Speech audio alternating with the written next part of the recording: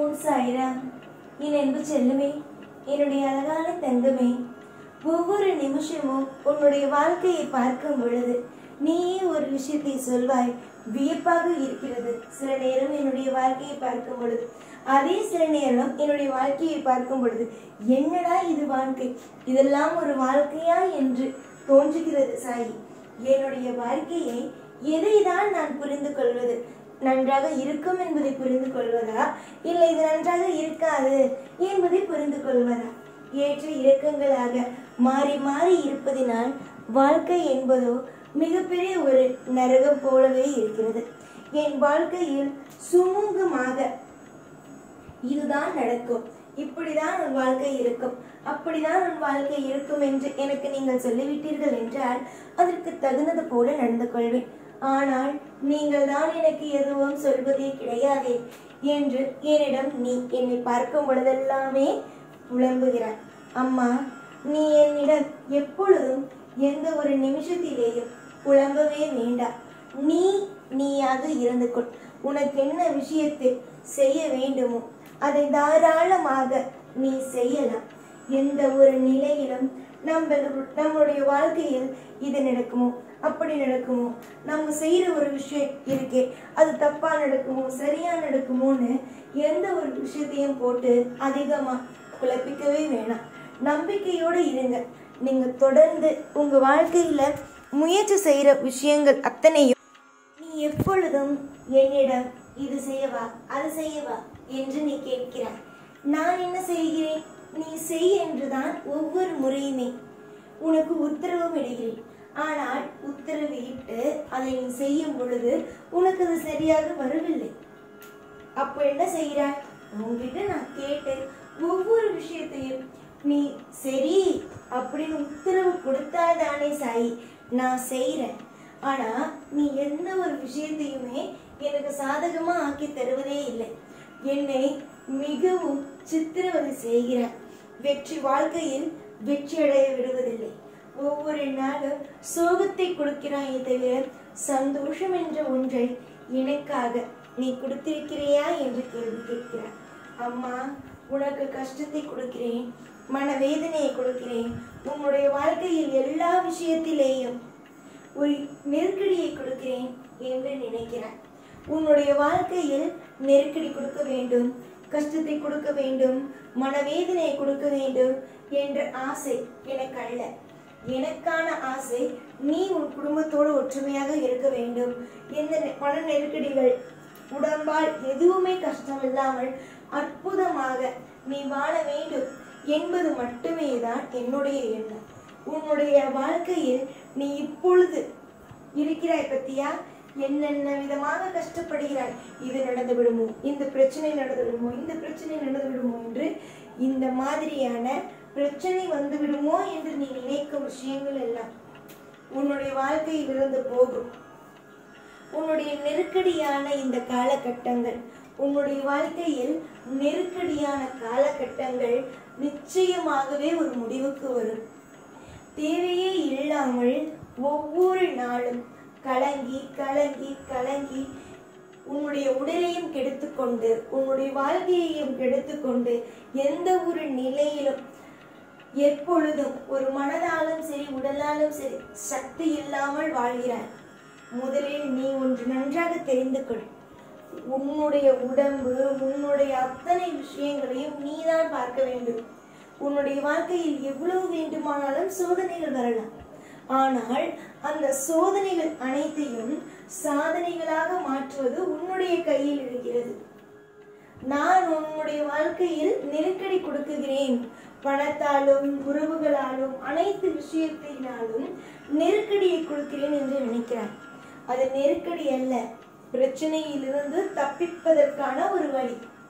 சிறு பிள்ளையில் படிக்கிறீர்கள், படித்து அதன் மூலமாக என்ன கற்றுக்கொள்கிறீர்கள்? அதை வைத்து வேலைக்கு போகிறீர்கள். இந்த மாதிரி அப்பொழுது ஒரு பாடம். அதே மாதிரி தான் உன் வாழ்க்கையில் இப்பொழுது ஒரு பாடம். இந்த நெருக்கடி எல்லாமே உனக்கு நான், நீ யார், மற்றவர்கள் யார், நீ கஷ்டப்படும் பொழுது யார் உன்னை கை தூக்கி விடுகிறார்கள், யார் உன்னுடைய வாழ்க்கையில் உன்னை சிரிக்க வைத்து சந்தோஷப்பட பார்க்கிறார்கள் என்பதை புரிய வைக்க வேண்டும் என்பதற்காக. புரிகிறதா? மற்றபடி எனக்கு எந்த ஒரு விஷயம் அல்ல. ஒரு தகப்பனுக்கும் தாய்க்கும் ஒரு பிள்ளை நல்வழியில் போக வேண்டும். அதே நேரம் தன்னுடைய பிள்ளை யாருடைய தயவும் இல்லாமல் ஒரு நேரான ஒரு வாழ்க்கையை வாழ வேண்டும். தன்னுடைய பிள்ளைகள் யாருக்கும் கீழே இருக்கக்கூடாது. எல்லோரும் தலை நிமிர்ந்து பார்க்கும் அளவுக்கான ஒரு உச்சத்தை அடைய வேண்டும் என்பதுதான் எண்ணம். அதே மாதிரிதான் இந்த சாய் ஆகிய எனக்கு நீ ஒவ்வொரு தினமும் அப்பா அப்பா என்பாயே, அந்த அப்பா உன்னுடைய வாழ்க்கையை இன்பமாக மாற்ற வேண்டும். கஷ்ட சூழ்நிலையிலிருந்து இன்பமான ஒரு சூழ்நிலையாக மாற்ற வேண்டும் என்று முடிவெடுத்து இந்த மாதிரியான ஆட்களை எல்லாம் உனக்கு காமித்தேன். நீயும் அனைவரையும் புரிந்து கொண்டு வாழ்க்கையில் வரும் நெருக்கடிகள் அனைத்தையும் சமாளிக்க கற்றுக்கொண்டாய். நான் உனக்கு இந்த சோதனைகளை தரவில்லை என்றால் மனிதர்கள் யார், உன்னுடைய மனதுக்குள் எவ்வளவு தெம்புகள் இருக்கிறது, எத்தனை விதமான விஷயங்கள் இருக்கிறது என்று உனக்கு தெரியுமா? தெரியாது. புரிந்ததா என்னுடைய தங்கமே? வாழ்வில் எல்லாமே ஒரு மிகப்பெரிய உன்னுடைய வாழ்க்கையில் நான் இந்த கஷ்டத்தை கொடுக்காவிட்டார் மற்றவர்களையும் பற்றி உனக்கு தெரிந்திருக்காது. நீ யார் என்பதும் உனக்கு தெரிந்திருக்காது. உனக்கு எந்த ஒரு விஷயமுமே உனக்கு புரிந்தும் இருக்காது. சரியா? இப்பொழுது கஷ்டம் என்றுமே கஷ்டம் என்று நினைக்க வேண்டாம். இன்று சந்தோஷமாக இருக்கிறோம், நாளையும் சந்தோஷமாக இருப்போம் என்று நினைத்துக்கொள். உன் கூடவே பயணிப்பது சாதாரணமான மனிதர்கள் அல்ல. உன்னுடைய வாழ்க்கையில் உன் கூட தொடர்ந்து வந்தவர்கள், இன்று வரைக்கும் வந்து உனக்கு பாடத்தை சொல்லிக் கொடுத்தவர்கள் மிகப்பெரிய ஆட்கள். ஏன் தெரியுமா? அவர்கள் அனைவரும் உனக்கு நல்ல பாடத்தை கொடுத்தார்கள், நல்ல விதமான விஷயத்தை சொல்லிக் கொடுத்தார்கள். நீ யார் என்பதை புரிய வைத்தார்கள்.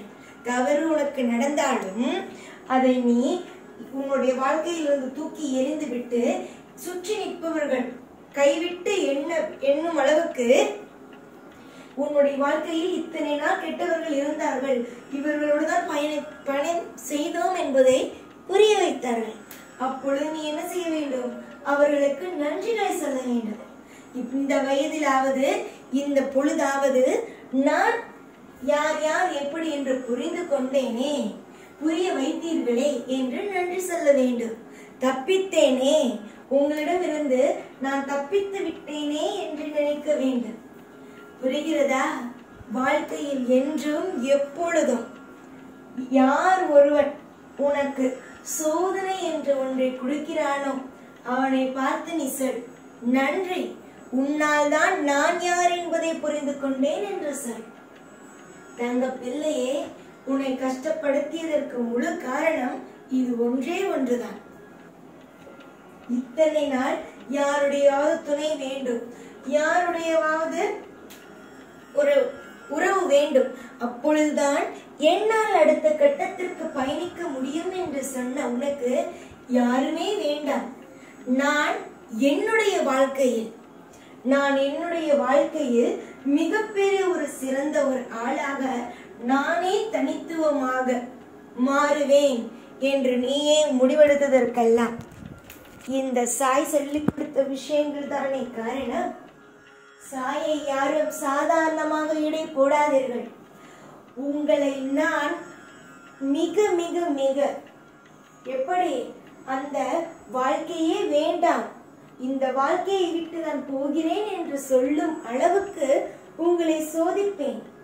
ஆனால் நீங்கள் அந்த வாழ்க்கையை விட்டு போக விடாமல் திரும்பவும் உங்களை அந்த உயரத்தில் அமர்த்துவேன். இந்த சாயிக்கு இன்பத்தை கொடுக்க தெரியும்.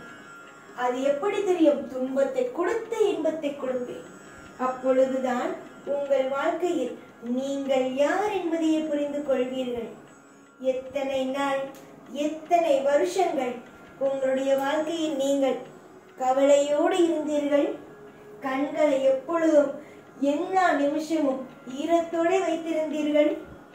ஆனால் இதற்கு பிறகு உங்களுடைய வாழ்க்கையில் ஒரு பொழுதும் சரிதான் கஷ்டப்பட்டேன், அழுதேன் என்று ஒன்று இருக்காது. சந்தோஷம், ஆனந்த கண்ணீர் இப்படி இருக்கும்.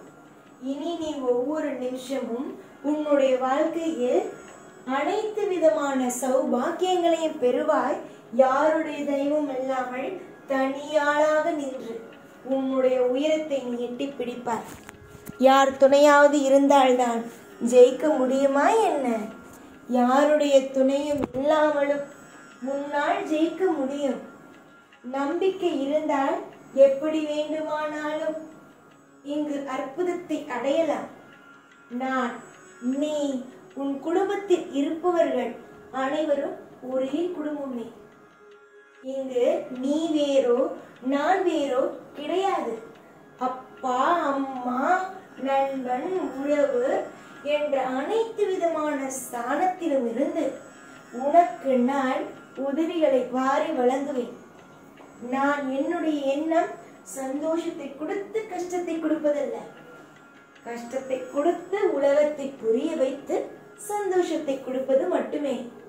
கூடிய சீக்கிரமாகவே என்னுடைய அனைத்து விதமான திட்டங்களும் உனக்கு புரியும். எல்லாமும் உனக்கு சாதகமாகவும் நடக்கும்.